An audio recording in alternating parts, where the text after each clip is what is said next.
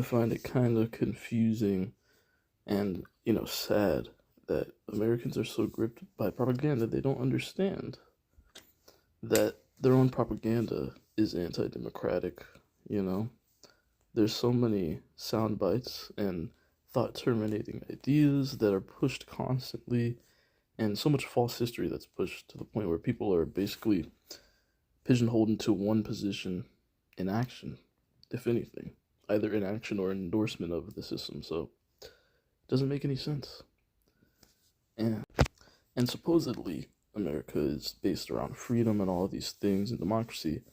But how many people came up with the Constitution for America? Were they all rich people? Yeah.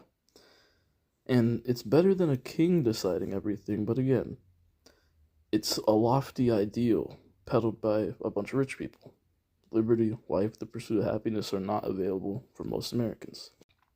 In the USSR, no matter how you may view it, there were 40,000, if I quote correctly, contributions that were publicly asked for from the people and used in some form or fashion. There were more contributions given, obviously, but 40,000 were used in the creation of the Constitution for the USSR. So, again, which one is more democratic?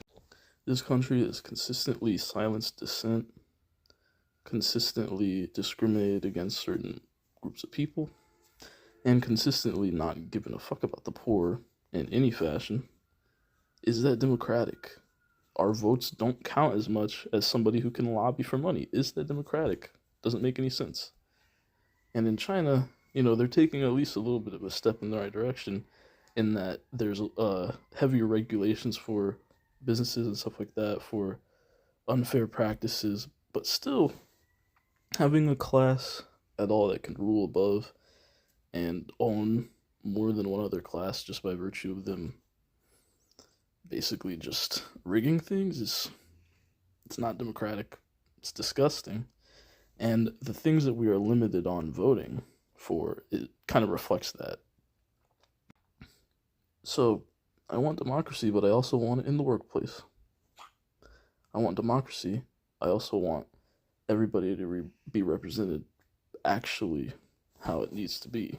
The Electoral College doesn't really do that.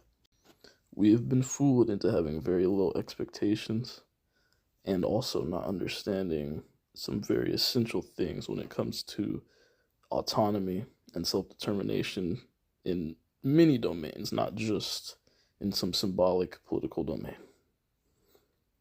Think tonk.